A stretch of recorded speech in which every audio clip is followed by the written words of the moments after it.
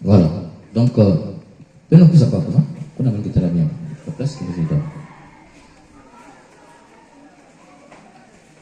Encore des places devant.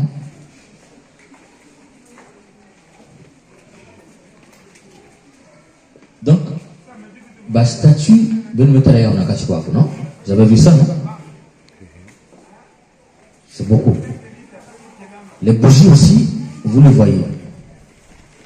L'encens, lors de la messe aussi, vous voyez comment on utilise l'encens. Dans vos maisons aussi, vous utilisez l'encens. Vous tenez la veille. Mais c'est parce que nous ne sommes pas en paix avec ces choses-là. Il y a des gens qui vous disent que c'est idolâtrie. C'est idolâtrie. Et ce qui est encore terrible, ces gens-là vont s'appuyer sur la parole de Dieu pour dire que c'est de l'idolâtrie. Ils vont vous citer le verset biblique pour ça. Alors, vous avez vu, nous ne sommes pas beaucoup. Hein. C'est ça le problème des catholiques. Quand on dit venir pour la formation, on ne vient pas. Après qu'on va se retrouver dans les quartiers là-bas, c'est côté non, on n'est pas formé, on ne nous apprend rien, on ne sait pas. Et on va se pavaner dans les églises, ça et là. Bon, ce qui est sûr, moi j'ai la foi, je sais que quand ça va mal se passer là-bas, ils vont revenir. Mais, c'est des choses qui sont critiquées. Et, il y a un livre qui va apparaître dans les années où l'Esprit me dira, qui est déjà disponible, mais pas encore sur le marché. Je parle de la double peur, les églises de réveil, donc la spiritualité de la peur. Donc chez eux, soyez attentifs, ils utilisent la peur. Il faut comprendre leur spiritualité, ils utilisent la peur.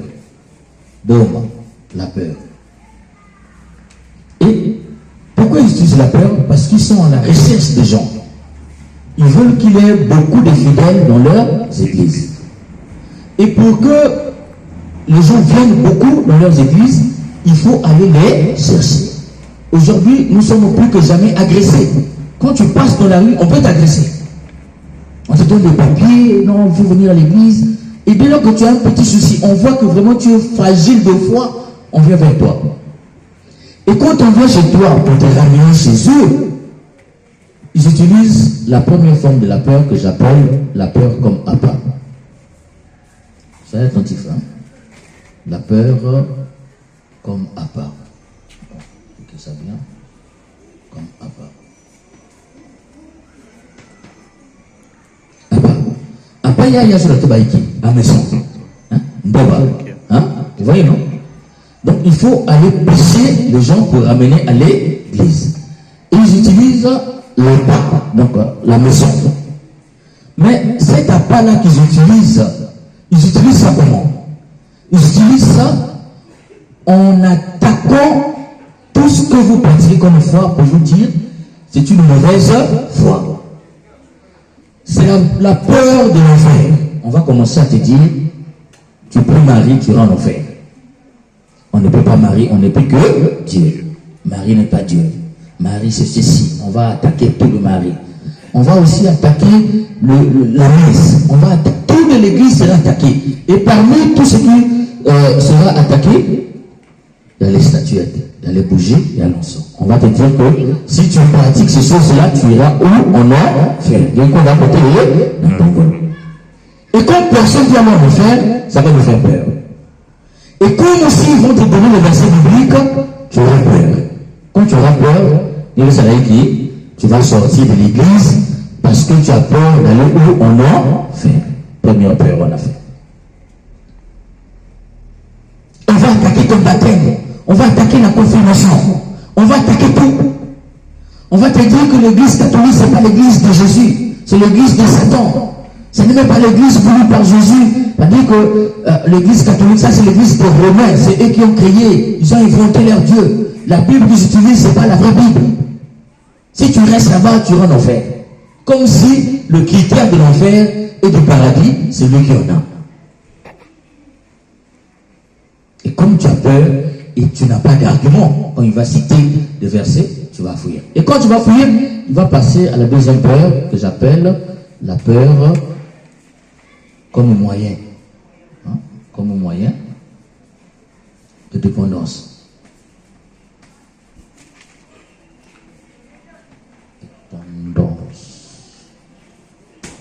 Voilà, dépendance. Donc ici, on passe à la deuxième peur. Quand c'est déjà dans leur église, maintenant on veut faire pour que tu sois dépendant. Maintenant, dépendant, c'est là où on commence à te dire, non, tu vas te marier. Comme tu veux te marier, tu es dépendant du pasteur, tu attends le mariage, tu ne peux pas fouiller. On va te dire, non, Dieu m'a révélé que ta grand-mère veut t'ensorceler. Comme tu sais que ta grand-mère veut t'ensorceler, le pasteur, celui qui a vu, qui a la solution? Le pasteur. C'est pas le pasteur. Donc tu es fidèle à qui? Le pasteur. Donc chaque fois tu es là, on ne fait que parler de promesses, de miracles, de choses qui vont venir, mais qui ne viennent pas. Et tu es toujours là en train d'attendre. Et quand tu attends, tu dépends de qui? C'est lui qui a la solution. Celui qui te dit, attends, Dieu m'a révélé qu'il y a un homme qui arrive. Il faut qu'on fasse. Et tu vas perdre beaucoup d'argent ici. On est passé de la peur comme appât à la peur comme moyen de dépendance totale. On va parler de la prospérité, on va parler de la sorcellerie, on va parler de ce qu'on appelle la spiritualité de la prospérité. Donc tu es toujours en train d'attendre une prospérité, mais qui ne vient pas. Tu pries, mais il n'y a que le pasteur qui est béni. C'est lui qui change de costume, c'est lui les enfants vont en Europe, c'est lui seul qui va en Europe. Mais vous attendez. Et vous allez continuer à attendre jusqu'à la fin du monde. Ça ne viendra pas. Voilà la peur. Et cette peur-là, je vous ai montré pour que vous soyez attentifs à leur façon de faire.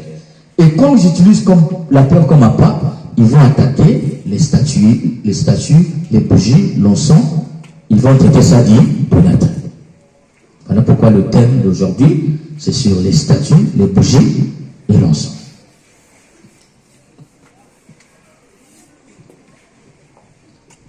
Voilà. Donc, on va d'abord prendre ici les statues.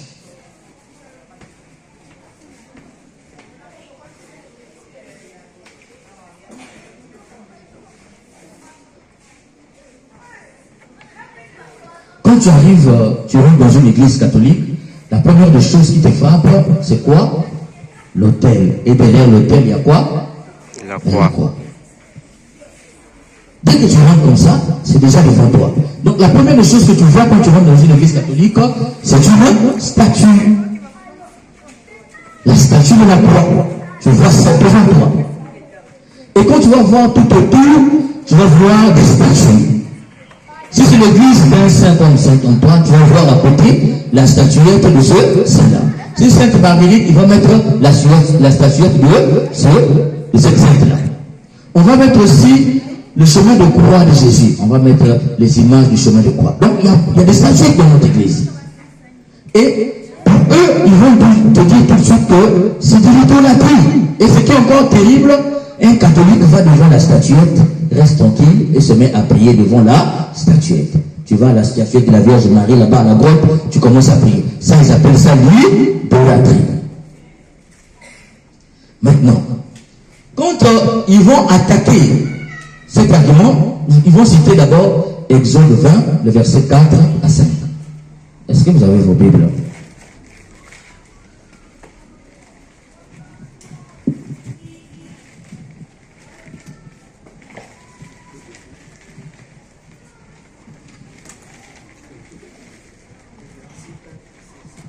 Exode 20, le verset 4 à 5. Je vais lire pour qu'on soit rapide.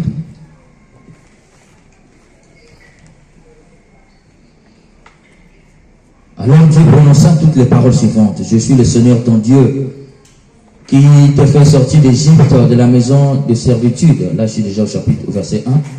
Tu n'auras pas d'autre Dieu devant ma face.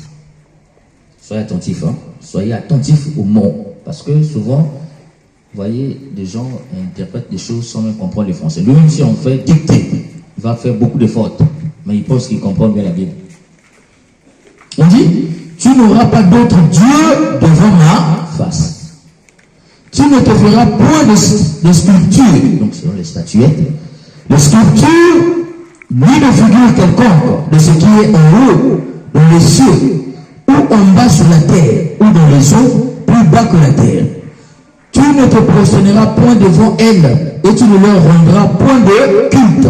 C'est moi le Seigneur ton Dieu, un Dieu jaloux, qui punit l'iniquité des pères dans les enfants, des petits-enfants et les arrière-petits-enfants de ceux qui me haïssent, mais qui fait miséricorde jusqu'à la millième génération à ceux qui m'aiment et gardent mes commandements. Tu ne prononceras pas le nom de Dieu. Ça, c'est un autre commandement. Mais l'argument phare qu'ils vont donner, c'est Exode 20, le verset, je vais prendre le verset 1 jusqu'à 6. C'est l'argument. Dès que ça la vraie beauté, c'est ce qu'on dit là-bas. C'est la beauté qui veut, ou se prosterner pour devant beauté qui fait. Je suis un Dieu jaloux.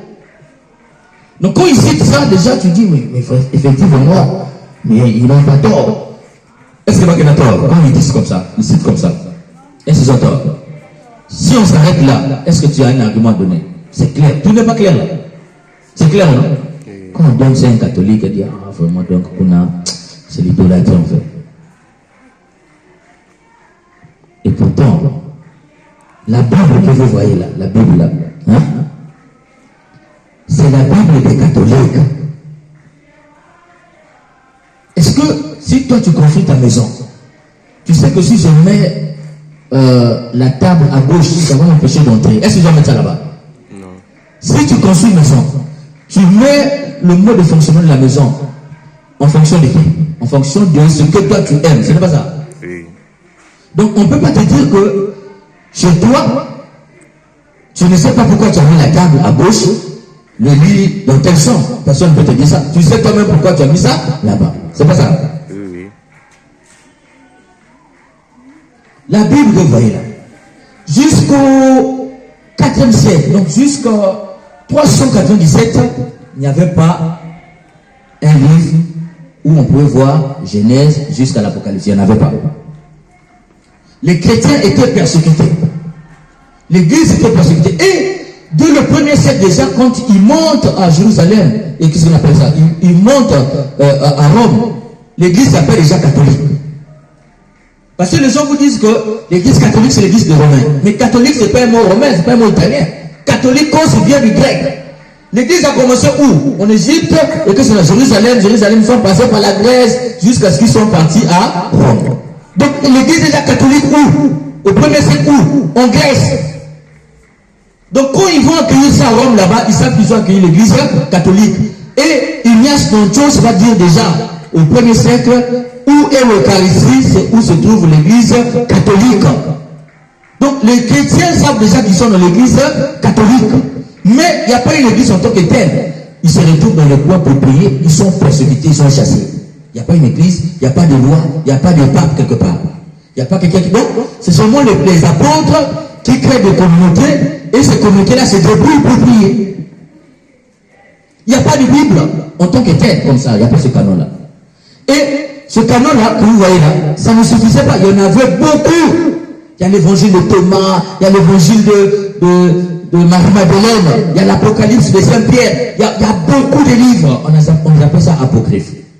Donc en 397, parce qu'en 313 déjà, l'empereur Constantin va signer ce qu'on appelle un édit pour dire il n'est plus interdit aux gens d'être catholiques. Parce qu'avant, il y avait un édit qui interdisait aux gens d'être catholiques.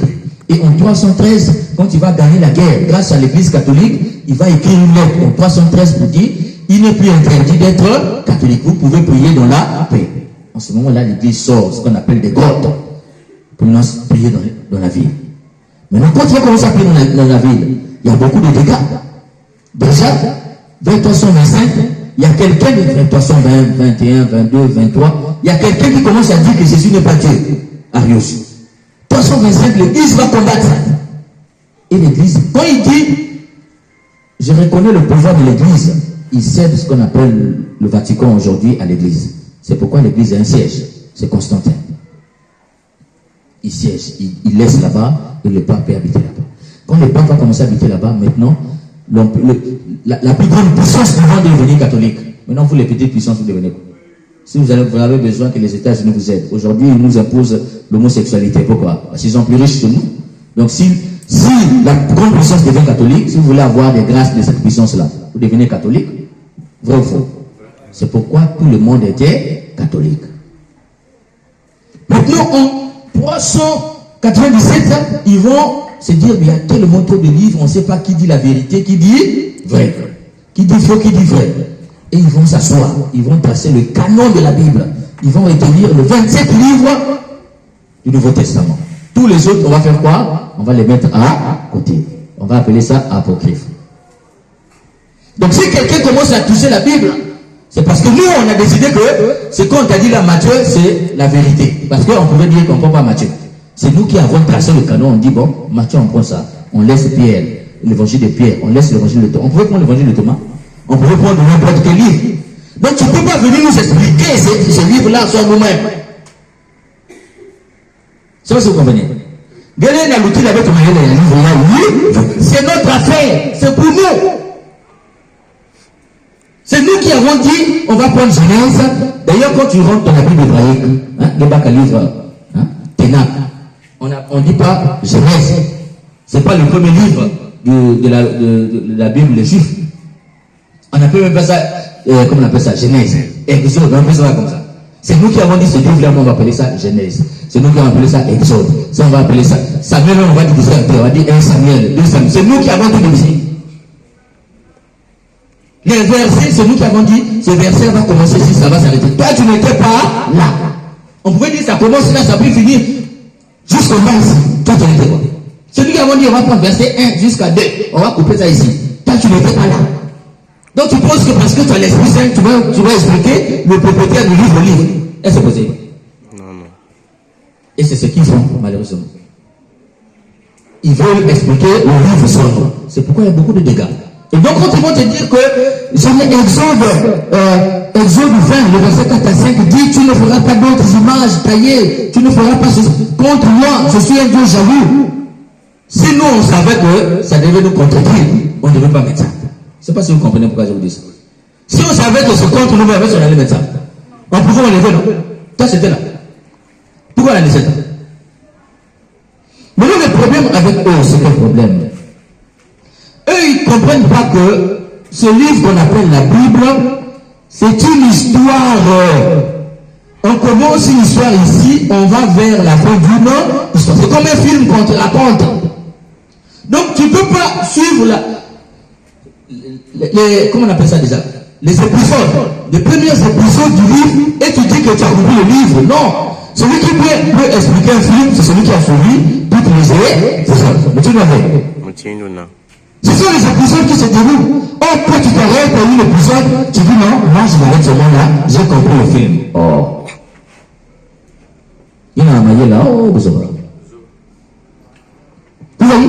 Donc ils vont dire ça pour dire non, il ne faut pas dire ça. Mais maintenant on va voir que le même Dieu qui interdisait, c'est le même Dieu qui va encore autoriser. Avant même que je rentre dans l'autorisation de Dieu, on va d'abord analyser ce que Dieu a dit. Parce qu'il ne faut pas seulement entendre en l'air comme ça. Il faut comprendre. Tu ne te feras point de sculpture. Avant ça, d'abord, Exode 20, verset 3, il dit ceci. Tu n'auras pas d'autre Dieu devant ma face. Il dit, pas d'autre Dieu, pas d'autre.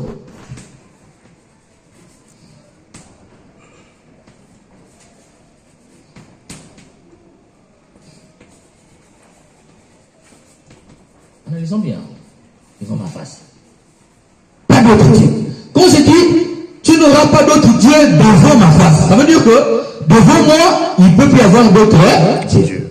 C'est pas ça? C'est ça. Tu l'avais. Mais est-ce que la face de Dieu, on voit ça? Non. On voit la face de Dieu. Non. Mais il dit, pas devant ma face. C'est comme si je mets une statuette là, ça serait une statuette devant qui? Devant la face de Dieu. Or, Dieu est invisible. On ne va pas dire. Comment est-ce que la statuette peut être en face de Dieu et s'opposer à Dieu? Si vous êtes déjà sage et intelligent, vous allez comprendre que Dieu est en train de dire, dans son temple, la seule statuette qui doit être là, c'est sa statuette. Donc là où il y a la statuette de Dieu, il ne peut plus y avoir d'autres. Je ne sais pas si vous comprenez. Donc l'interdiction, ce n'est pas de ne pas faire les statuettes. L'interdiction, c'est là où il y a la statuette de Dieu, on ne peut pas mettre les statuettes de Baal. On ne peut pas mettre les statuettes d'autres divinités. Parce qu'à l'époque, chaque divinité avait sa statuette. Et la tentation était grande de prendre ces statuettes-là, de les amener où? Dans le temple. Et ça va se passer même au nord. Avec le roi Akab, il va prendre les statuettes des autres dieux, il va les amener au temple. Il sera frappé par Dieu. Dans le temple de Dieu, la seule statuette qui va être là-bas, c'est la statuette de qui? De Dieu. C'est la phrase qu'on te donne ici. Donc eux-mêmes qui citent cette phrase, ils n'ont pas compris ce que ça veut dire. Ici, c'est moi comme un perroquet qui cite les phrases sans savoir le sens. Déjà, la phrase qu'il cite, ça le contredit lui-même. Là, on n'a pas encore donné un argument contraire. Hein. On prend seulement son argument, on analyse son argument. Est-ce que ce que tu cites là, tu as compris ça toi-même? Mais au fond, il n'a pas compris. Il pense que quand Dieu dit, pas d'autre Dieu devant ma face, c'est comme si ne faites pas les statuettes. Non, il dit dans son temple, pas d'autres divinités. Pas d'autres dieux, pas d'autres statuettes. Ça veut dire quoi? Dans le temple de Dieu, il y avait la statuette de qui? La statuette de Dieu. Donc dans le peuple juif, on ne peut pas dire qu'il n'y a pas de statuette. Maintenant, on va encore poursuivre. Il dit, tu ne te feras point de sculpture ni de figure quelconque de ce qui est en haut, dans le ciel, et en bas sur la terre, ou dans les eaux. Plus bas que la terre. Tu ne te prosterneras point devant elles et tu ne leur rendras point de culte. Je ne sais pas si vous comprenez encore. Tu ne rendras pas de culte. Quand on dit la messe, le culte c'est l'ensemble des gestes que l'homme pose pour plaire à qui? À Dieu. C'est ça qu'on appelle le culte. Mais s'il dit tu ne leur rendras pas un culte, ça veut dire quoi? Tu commences à poser des actes pour plaire à qui? Non pas à Dieu, mais à qui? À notre Dieu, les divinités. Est-ce que nous, catholiques, nous faisons un culte pour plaire à un autre Dieu que Jésus-Christ? Non. Donc l'argument qu'il donne, est-ce que ça tient? Non, non. Est-ce que ça s'applique à nous? Non, non. Nous n'avons pas encore donné d'argument. Nous sommes d'abord sur sa propre thèse. On analyse sa thèse. Parce que lui, il prend ça comme thèse. On croit, quand on rentre dans sa thèse, la thèse, au lieu de nous contredire, nous, à qui il cite cette thèse, ça contredit qui? Yandi. Ni Yandi, moi, je me suis dit, qui m'a dit que la Boussaka, il y a quelque chose à que, ben, le Boussa, la Banzambi, il y a qu'à avoir un emploi de maman, Makela, on a un emploi de monde. Ça veut dire quoi? Nakati ya temple ya mono, babite qui est dans la Bouvanda, V. Il était là-bas, la cour de la Nani, kaka ya tata, et il dit, ben le mène à couronne pas au culte, ça dit que ben le mène à poser dans acte, ça mon appui, c'est pour lui ça va. Or, donc, la catholique, nous ne faisons pas un culte pour plaire à un Dieu quelconque. Donc, argument, il y a un ça ne s'applique pas à nous. C'est pourquoi nous, on a laissé ça. Sinon, nous pouvons enlever si on était dans la logique de, bon, ça nous contredit. On n'était pas dans la logique de ça quand on établissait les canons de la Bible. On était dans la logique de la vérité. C'est ça que vous comprenez. Maintenant, ça c'est la thèse qui cite. Maintenant, on va voir le même Dieu qui avait dit ça. Il va donner l'autorisation. On va voir maintenant Exode 26, le verset 1. Donc nous sommes au verset 20. Donc on va arriver au verset 26. Dieu change.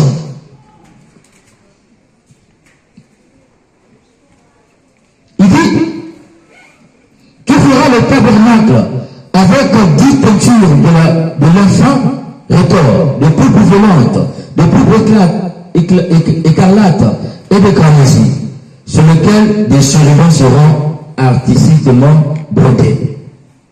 Les chérubins que les bananiers en ange.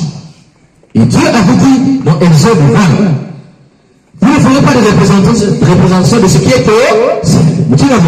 Tout ce qui est au ciel est sur la terre. Donc, vous savez, il y a une représentation. Mais ici, quand tu arrives au verset 26, il leur autorise souvent de faire les anges, de statuer des anges. Là, Dieu se contredit ou ne se contredit pas? Hein?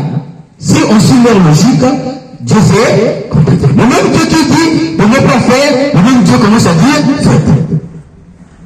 Pourquoi il dit ça? C'est ça le problème maintenant. Vous pouvez aussi lire Exode 26, verset 1, on a dit la construction du tabernacle. Ça, c'est le tabernacle, là où on garde les espèces saintes. Le pain qui sont le peuple de Moïse. Là où on garde la présence de Dieu, Dieu dit, vous mettez les anges là-bas, les chérubins. Et on va voir aussi la construction de l'arche, Exode 25, verset 17 à 20, qu'on va construire l'arche, qui est l'arme la plus lourde d'Israël. Il va dire que dans cette arme-là devant, vous allez mettre les chérubins, comme on disait d'Exode 25, 17 à 20. Les chérubins en question faisaient comment?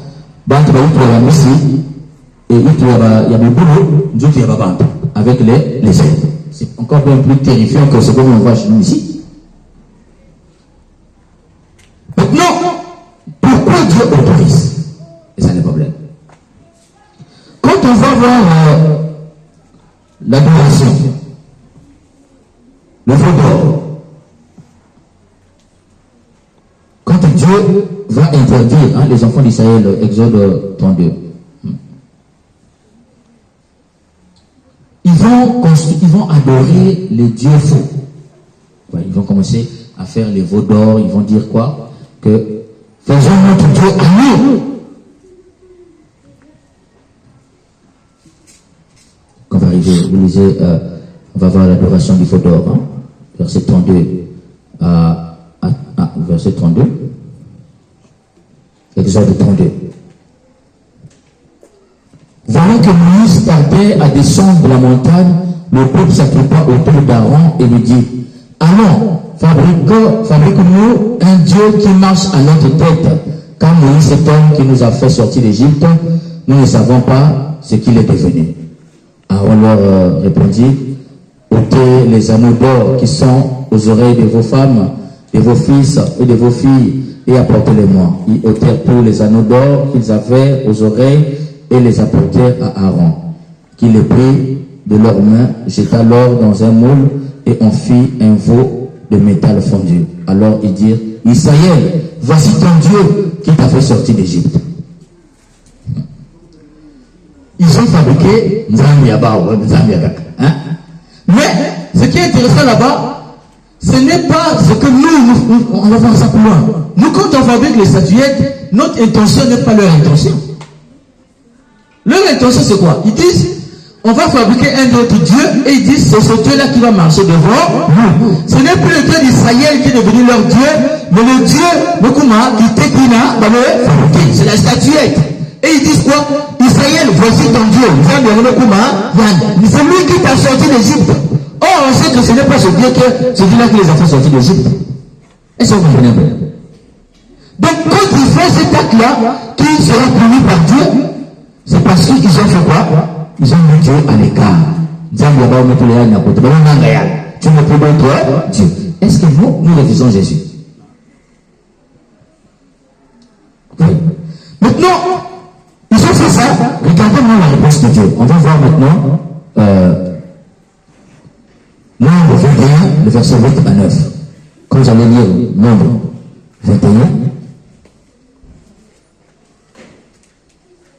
tout ça, les livres là, Nombre, c'est nous qui avons dit qu'on va appeler ça Nombre. Et ils ne savent pas pourquoi on a dit qu'on peut appeler ça Nombre. Nombre 21, le verset 8 à 9.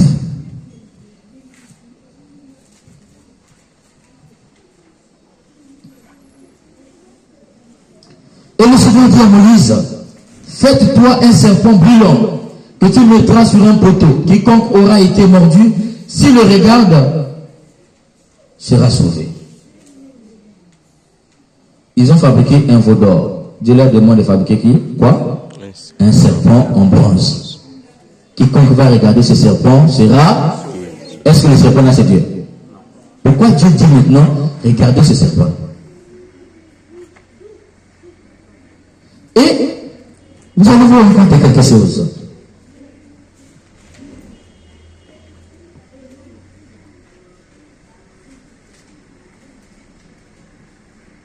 Quand Dieu dit, maintenant vous regardez ce serpent-là, quand on va lire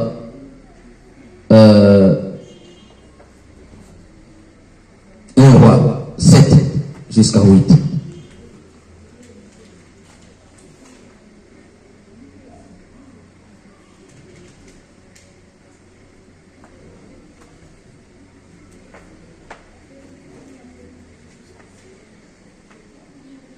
Même, voilà, on va lire ça. Dieu va commencer à lire dire quoi? Quand on va lire, Salomon va construire le temple, il va mettre beaucoup de statuettes dedans, et il va dire à Dieu, voici ta maison que je viens de construire. Et Dieu dit, je sanctifie cette maison, je vais habiter dans cette maison.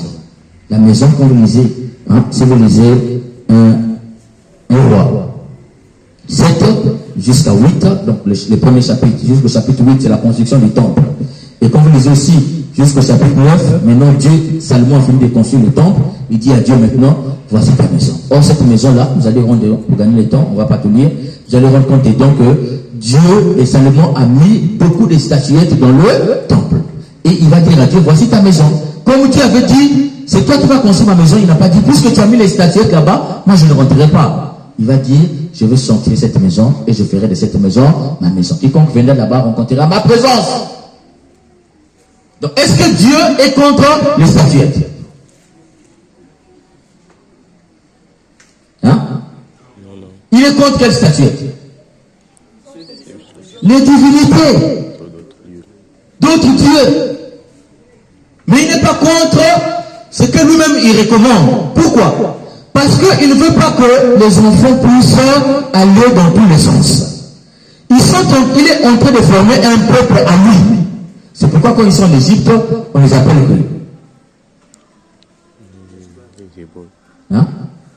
les Israélites. Quand ils sont arrivés au mont Sinaï, ils sont sortis d'Égypte, quand ils arrivent au mont Sinaï, on les appelle comment? Les Hébreux. Les Hébreux. Et quand ils vont rentrer dans la terre promise, ils changent de nom, on les appelle comment? Les Juifs. Donc c'est toute une histoire qui se déroule. Ils sont d'abord Israélites.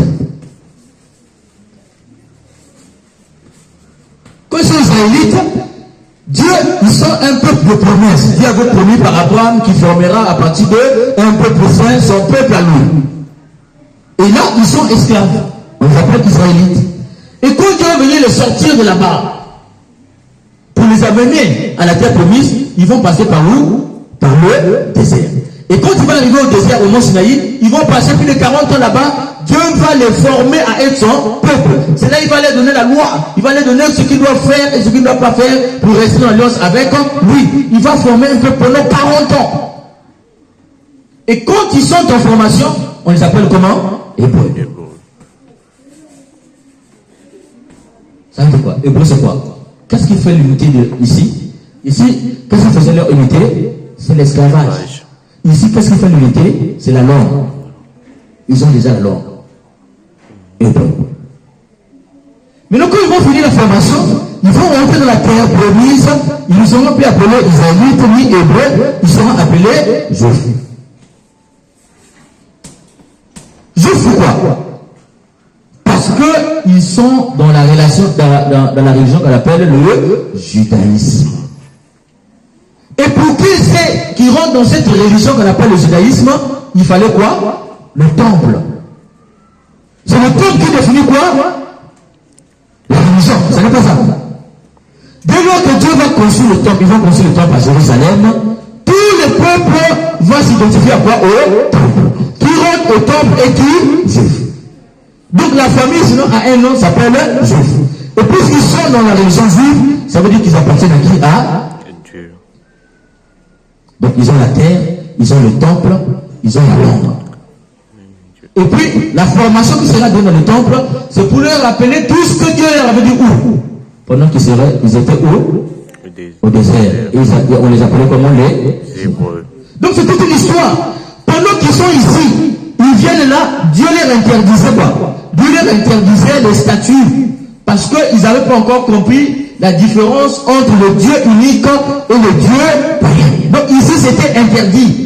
Mais quand Dieu va leur dire, vous allez rentrer dans la terre promise pour devenir juif, il va leur donner quoi? L'autorisation. Parce que là, ils ont déjà compris qui est le Dieu unique. Ils vont jurer eux-mêmes le Dieu d'Israël, le Dieu de nos pères. Parce que là, ils ont compris que c'est le Dieu là, ils ont confessé que c'est le Dieu là qui les a sortis d'Égypte. En ce moment là, ici, au temple, Dieu leur donne l'autorisation. Donc le pasteur qui te dit ça, lui il s'arrête où? Il s'arrête là. Et même quand il s'arrête là, il ne comprend pas quelle était l'intention de Dieu. Est-ce que vous comprenez? Hein? Dans les pasteurs films, il y a un tel il y a moins Sinaï. Il y a un tel film les autres. Oui, il y a tata. Mais même quand il a suivi le film là, il n'avait pas bien compris. Il n'a pas compris. Quand il dit non, Dieu interdit. On a vu que Dieu autorise dans le temple. Et quand on rentre dans le temple, chers frères et sœurs, dans le temple, il y avait 190 images de représentation de Dieu. On a combien ici chez nous? Il n'y en a même pas 100. Mais chez eux, dans le temple d'Israël, dans le temple de Jérusalem, il y en avait 190.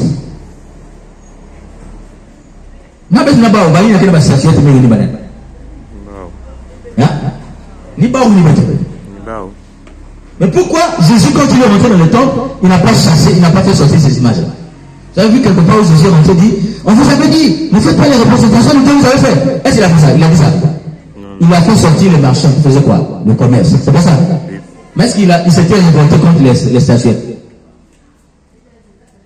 Donc, pasteur, vous voyez, quand je vois ici, 190, il y a les clépards au temple. Il y avait les clépards au temple. Il y avait même le royaume d'Israël, le livre de chroniques. On faisait les images de ça. Il y avait les clépards du temple de Salomon. Il y avait tout ça. Il y avait aussi les armoiries, les armoiries de l'emblème du temple. C'est ça, si vous voyez comme ça, il en est lié. C'était les images sur le temple de Dieu à Jérusalem où Jésus rentrait. Mais ceci, me dit, pas vous dire, on voit même quelqu'un, même qui là. Mais Jésus, il rentrait dans ce temple-là, il ne les avait pas enlevés. Il n'a même pas parlé de ça. Pourquoi? Parce que ces images-là, il y a un sens théologique qui est là. On va voir ça tout à l'heure.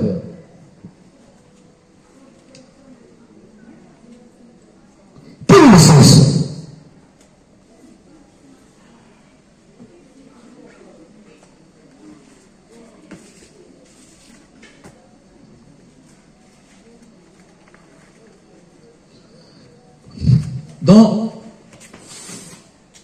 Dans chaque signe, il y a deux choses. Il y a ce qu'on appelle le signifié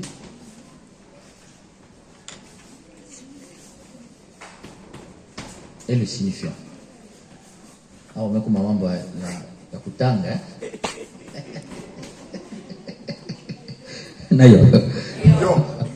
Non, on a fait 8 ans pour venir parler. Parce que l'esprit Seigneur m'a tout ça. Bon, voilà. Donc, il y a le signifié et le signifiant. Le signe, c'est quoi? Je vais prendre l'exemple. Si nous mettons la montre que n'a pas gawa, il y a des gens qui sont mariés. On dit quoi? Est-ce qu'il y a des gens qui sont mariés? Non. Bon, moi, je porte ça souvent, me dit, mon père, tu es marié ou comment? Est-ce que nous maison la montre que marié? Après, il y en a qui disent, on est marié à Dieu. Il y a beaucoup d'interprétations quand on voit ça. C'est pas ça. Beaucoup me posent la question. Même vous aussi, parfois, vous n'avez pas le courage de me poser, mais vous me dites, mais pourquoi tu portes la bague? C'est pas ça. Donc, la bague que je porte, c'est quoi? C'est un message. C'est pas ça. Non? Quand tu me vois en soutien comme ça, je passe. Tu vas dire quoi? Je sais qui? Prêtre. Prêtre. C'est pas ça. Je te dis que je suis prêtre. Qu'est-ce que tu veux dire que je suis prêtre? C'est le signe que je porte. C'est pas ça. Hein? Donc, le signe, c'est quoi? C'est un message. C'est pas ça. Donc, dans le signe, il y a ce que tu vois et il y a ce que tu ne vois pas. Il y a le signifié et le signifiant. Le signifié, c'est ce que tu vois. C'est la bague. Hein? Sultan. Vous savez, non? Mais le signifiant, il n'avait que ça à faire, c'est ce que toi-même tu commences à dire. Il y a de quel le mot père. Il y a de quel est marié. Tu l'avais. Et si tu dis que c'est un prêtre, derrière le mot prêtre, ça veut dire quoi? Au séminaire, il est parti, il a été ordonné diacre, il a été ordonné prêtre. Tu l'avais. Oui. Tout ça seulement à partir de quoi? À partir de... Si tu vois quelqu'un avec une bague, une femme, elle te dit rien. Comment tu déduis déjà qu'elle est mariée? C'est le signifiant. Il a deux mots, c'est définir. Et quand elle est mariée, elle a un mari. Si elle a un mari, ça veut dire que quelque part elle a des enfants. Si elle a des enfants, elle est mariée, ça veut dire qu'on est parti donner la dot. Ça veut dire qu'on est parti peut-être à la mairie. Peut-être qu'on est parti aussi à l'église. Tout ça, tu commences à dire ça. Personne ne t'a dit ça. Et ça qu'on fait. Entre ce que tu vois et ce qui ont dit derrière ce que tu vois, qu'est-ce qui est plus grand? Il n'a pas dit c'est ce que tu ne vois pas. Ce que tu ne vois pas est plus grand que ce que tu vois. À partir de ce que tu vois, tu dis beaucoup de choses. Est-ce qu'on le voit? Oui. C'est la même chose quand tu rentres, tu vois Jésus sur la croix. C'est un signe. Mais c'est ce que tu vois. Mais derrière ce que tu vois, il y a un grand message qu'on te donne là-bas. Est-ce que vous comprenez? Ça veut dire que ce monsieur qui est sur la croix là-bas, il est mort pourquoi? S'il est arrivé là-bas, c'est pourquoi? Qu'est-ce qui a pu qu'il est arrivé là-bas? On peut maintenant commencer depuis la naissance jusqu'à la mort à la résurrection, à partir seulement de là.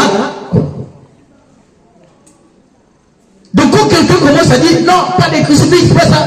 En fait, qu'est-ce qu'il veut? Il veut refuser ça. Mais si quelqu'un commence à refuser ça, est-ce qu'il est juste?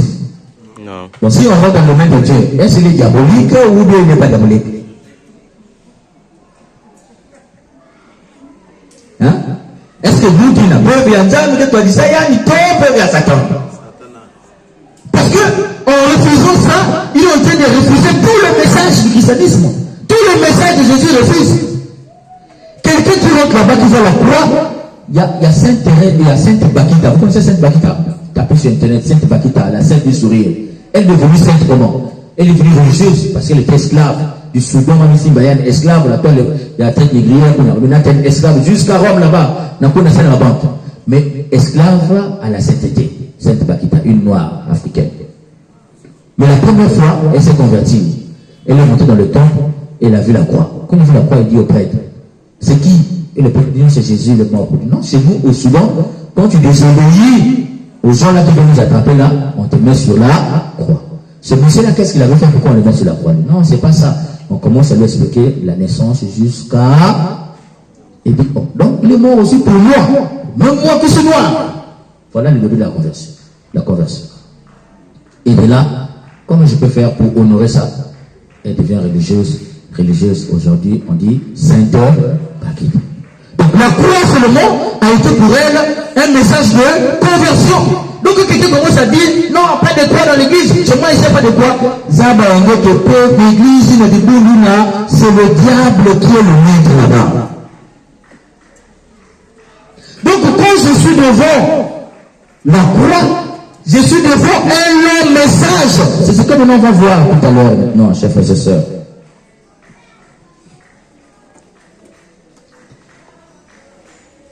Dieu, quand il dit adorer, ça veut dire quoi? Adorer, ils vous disent que non, c'est de l'idolâtrie. Adorer veut dire quoi?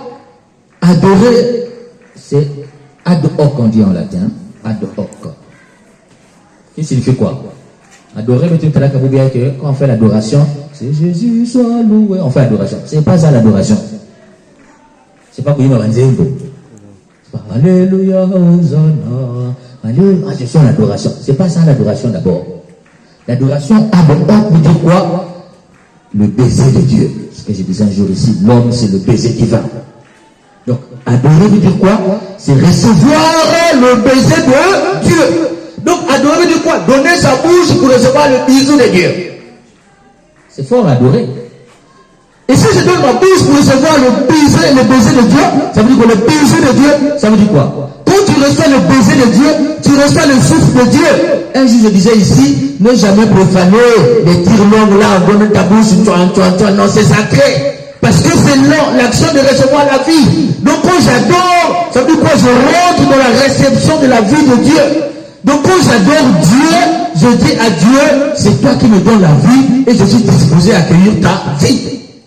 Adorer veut dire quoi? Recevoir la vie de Dieu. Donc qui adore Dieu, c'est celui qui est conscient que sa vie c'est... Bon, maintenant quelqu'un va te dire que non, ta vie c'est pas Dieu. Bon, je veux te fâcher. Parce que quelqu'un qui te dit, tu adores les statuettes, tu entends dire quoi? Que toi tu reçois ta vie des statuettes. Vous recevez votre vie des statuettes ici. Hein? Est-ce que vous recevez la vie avec les statuettes? Mais quelqu'un qui ment sur toi, il veut dire tranquille. Il ment. Parce que c'est dit que nous sommes ni la statuette. C'est comme si quand je suis devant la statuette, je dis, c'est pas ma vie. Est-ce que quand je suis devant la croix, je dis à la croix là, hein, comme statuette en tant que tel, que c'est pas ma vie. Quand je suis devant la statue de Saint-Antoine, je dis à Saint-Antoine, c'est pas ma vie. Non. Donc ce que tu dis, c'est faux, tu mens. Donc lui-même, quand il a dit, vous adorez les statuettes, il ne sait pas ce que veut dire adorer. Et il dit encore, idolâtrie.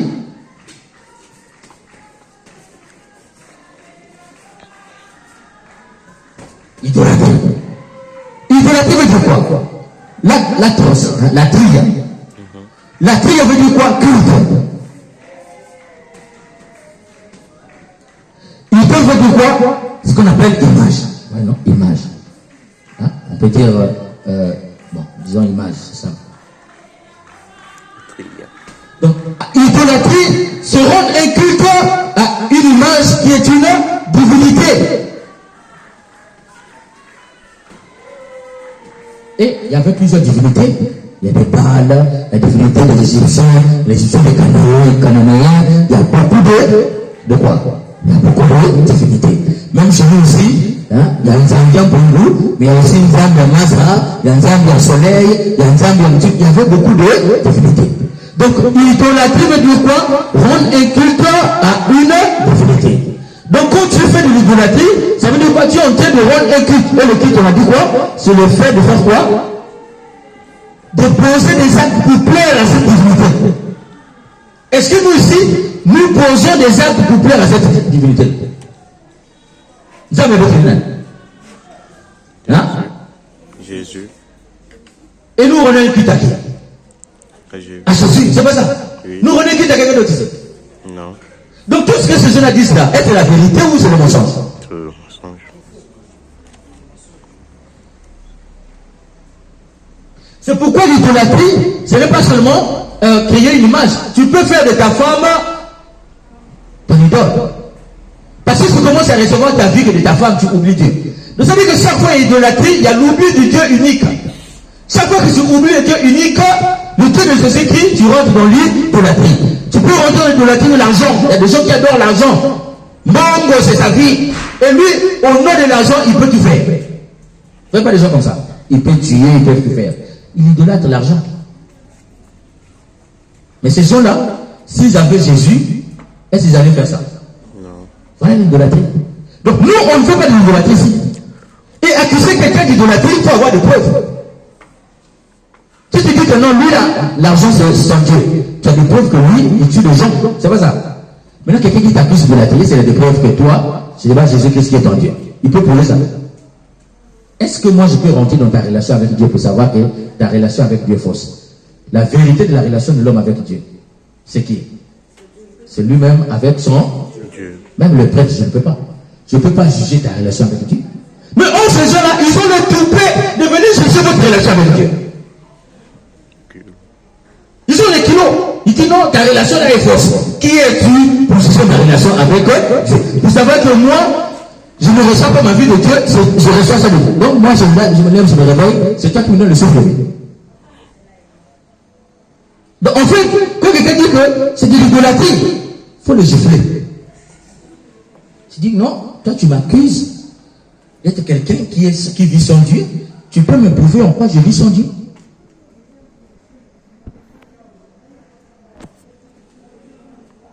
Maintenant, même quand on dit vous ne faites rien de ce qui est dans le ciel, ça veut dire ce qu'on ne voit pas. Est-ce que nous, dans l'église ici, vous avez vu les représentations des gens qu'on ne voit pas? Jésus, il a existé ou il n'a pas existé? Il a existé. Ok. Les saints ont existé ou n'ont pas existé? Ils ont existé. Ok. Est-ce que vous avez vu quelque part, on a fait la statuette de Dieu le Père dans l'église catholique? Non. Bon, maintenant, quand ils disent, vous voyez, eux-mêmes dans le judaïsme, parce qu'eux, ils n'ont rien étudié. Dans le judaïsme, vous allez voir, on appelle une stèle d'Achéra. La stèle d'Achéra veut dire quoi? Dans le culte, même dans le temple, il y en a dans le temple, vous voyez, le temple comment on appelle ça, de Jérusalem, dans les temples, même dans les villages où il y avait ce qu'on appelle les synagogues, il y avait ce qu'on appelle la statuette du stèle d'Achéra en hébreu. Ça veut dire quoi? La représentation de Dieu unique. Malgré qu'il ne le voit pas, mais il est représenté comment?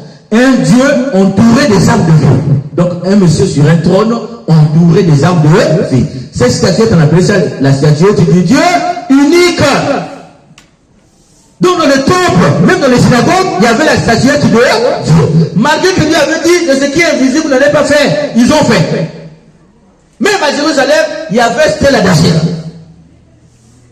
Mais chez nous, au moins, on dit, comme on n'a pas vu le Père, Jésus au moins on l'a vu, on peut le représenter avec sa croix, en fait tout ça. Et nous, chez nous, il y a des apparitions. Il y a des gens qui voient Jésus.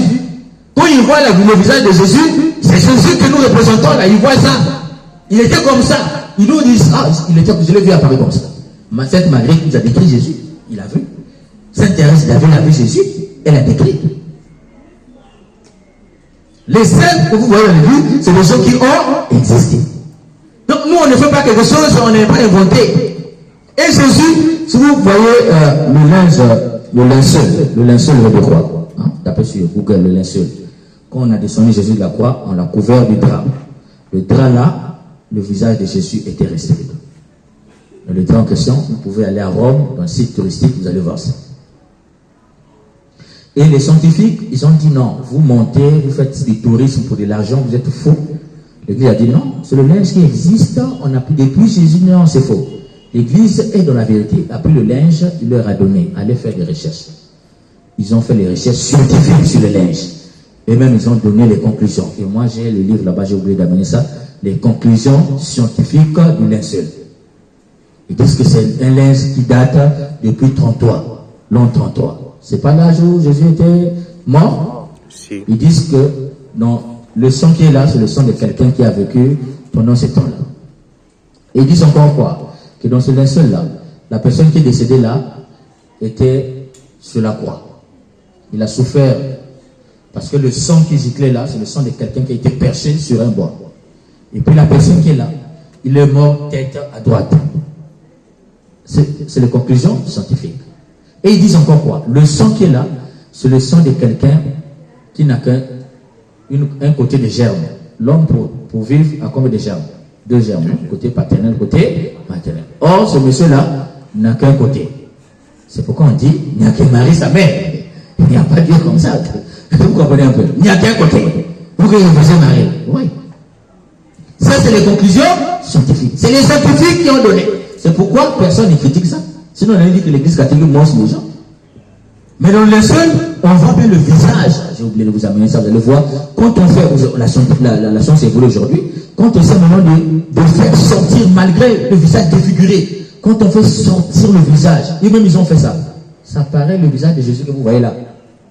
On n'a pas inventé, mes frères et mes soeurs. C'est pourquoi dans l'église, vous voyez les images de qui? Jésus. Le Saint-Esprit, on les représente sous comment? 2 fois. Une colombe, longue de feu. C'est pas ça? Oui. On trouve ça où? Dans la Bible, non? Mais le Père, vous avez vu dans une église catholique, on a représenté le Père. Non. Pourquoi? Parce que le Père, on ne le voit pas. On n'a jamais dit. Et c'est bon. C'est clair. Vous avez compris? Oui. Ah, vous avez vu le film? Dites ça à haute voix, comme ça ils vont comprendre ce que je dis, je ne mens pas. Ah, vous voyez. C'est un film qui existe. Donc l'église c'est clair. Vous voyez que tout ce monde-là qui critique l'église, si on montait, ils allaient nous laisser. On perd. Donc je résume pour passer avec les statuettes. Ce qu'ils disent là, ce n'est pas la vérité. Parce que quand tu dis, tu ne feras pas d'autres dieux devant moi, pas d'autres dieux devant moi, devant ma face. Ce n'est pas l'interdiction de ne pas faire les statuettes. C'est l'interdiction de mettre dans le temple d'autres divinités. Donc celui qui cite ça, lui-même n'a pas compris le sens. Et on a vu que quand ils étaient en Israël et en Égypte, esclavages, ils étaient israélites, c'était un peuple en vue de devenir un peuple de Dieu. Quand ils sont venus au désert, ils sont hébreux, c'est Dieu les interdisait les statuettes pour différencier. Vous allez voir avec Abraham même. Abraham, il va dire, prends mon fils, est-ce que tu peux me donner ton fils en sacrifice? Abraham a pris son fils, Isaac. Il voulait partir le sacrifier. Vous connaissez l'épisode, non? Oui. Est-ce qu'il avait sacrifié? Non. Mais pourquoi Abraham voulait sacrifier son fils? Et Jésus va dire plus tard, Abraham a vu mon jour, il a tressailli dans l'église. On a dit, mais toi, ça n'est pas 50 ans, tu dis que tu avais Abraham. Et Jésus dit quoi? Avant qu'Abraham ne soit, je fus. Pourquoi Jésus cite cette partie-là? En référence avec Abraham. Abraham, lui, il croyait que son Dieu était comme le Dieu païen qui acceptait les sacrifices humains.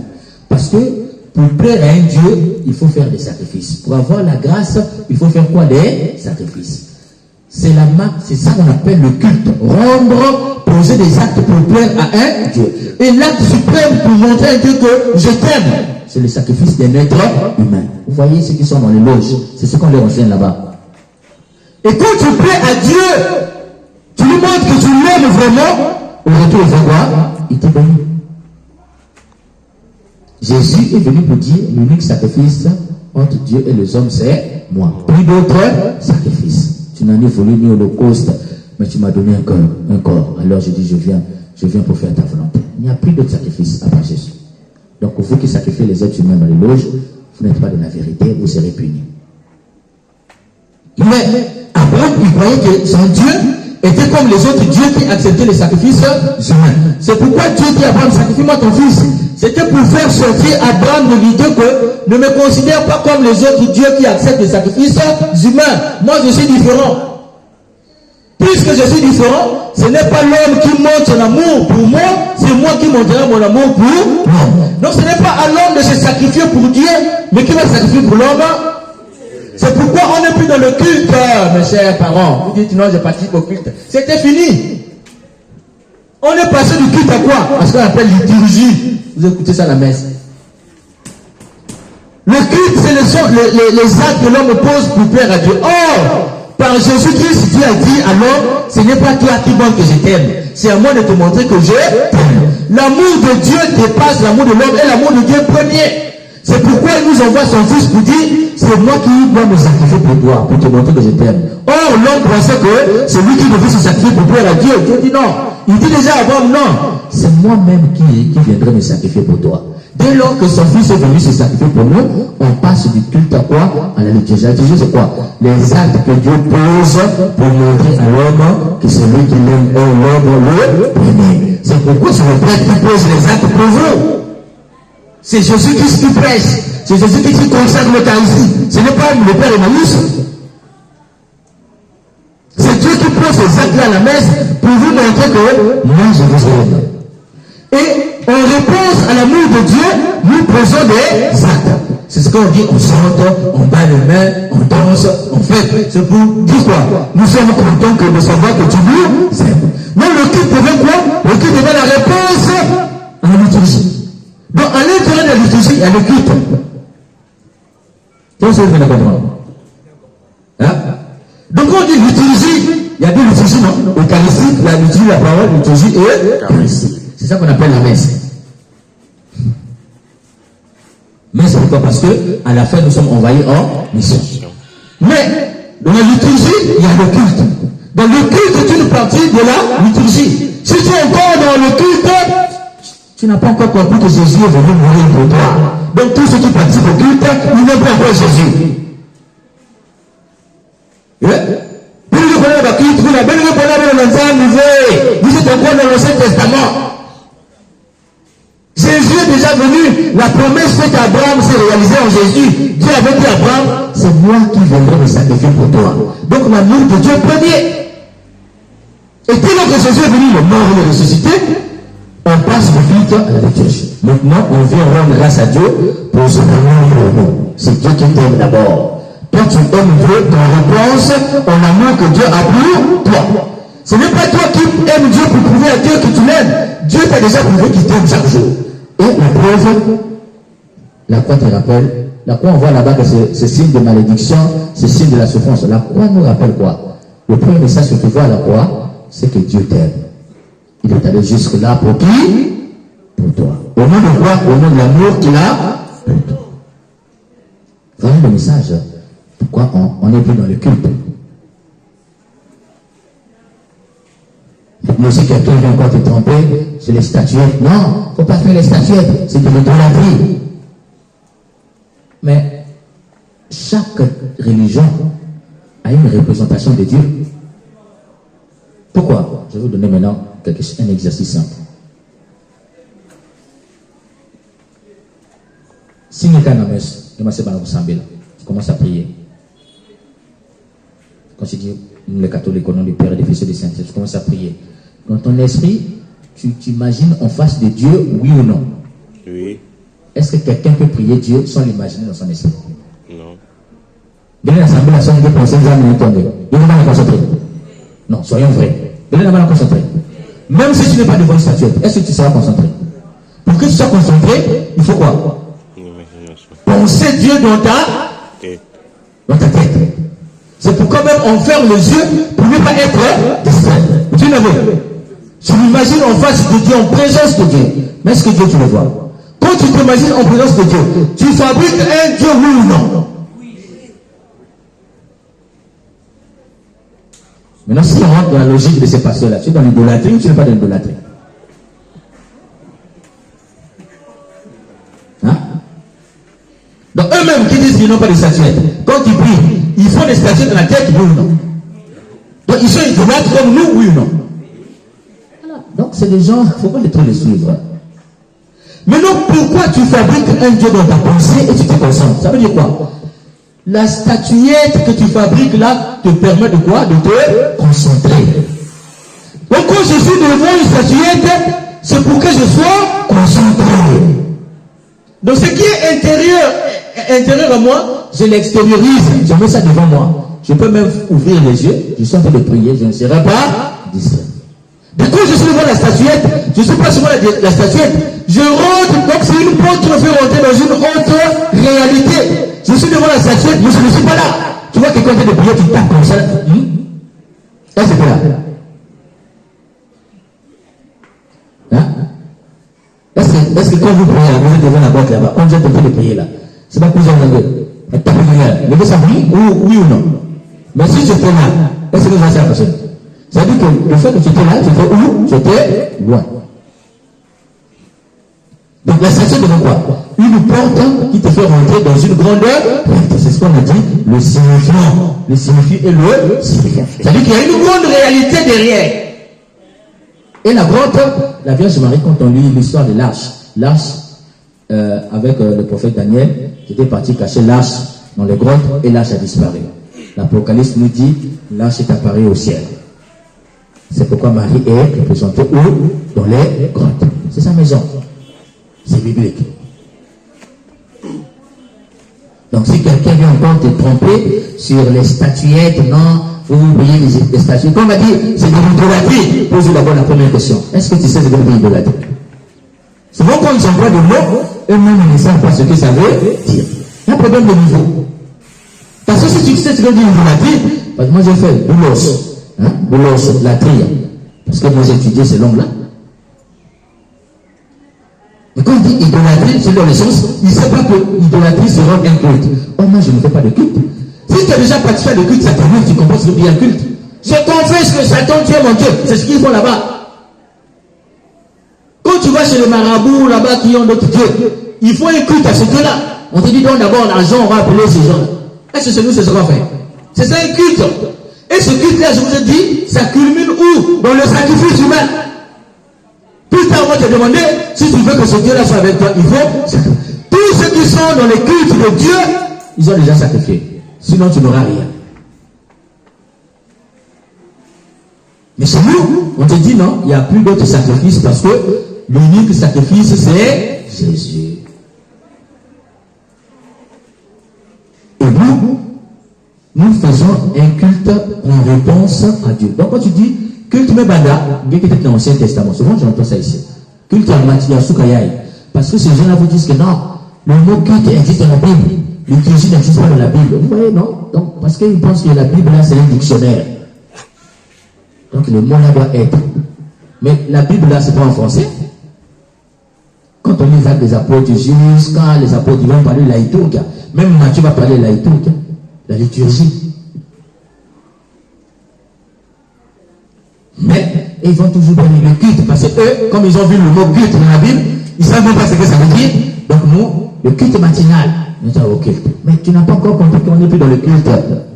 Avec Jésus, on n'est plus dans le culte. On est où? Pourquoi ça veut dire? Je vous ai dit, c'est parce que le premier sacrifice, c'est le sacrifice de Dieu. Et l'unique sacrifice, c'est le sacrifice de Dieu. Dès lors que Jésus est mort, il est ressuscité, c'est pour te dire que c'est moi qui s'est sacrifié pour toi. Et c'est moi qui me sacrifié pour toi, l'amour de Dieu est premier dans ta vie. Alors, le culte que nous allons faire dans la messe, le culte, c'est les actes que nous posons, battre les mains, témoigner de notre amour, faire le bien, c'est juste la réponse en l'amour de Dieu qui est premier. C'est bon? C'est bon?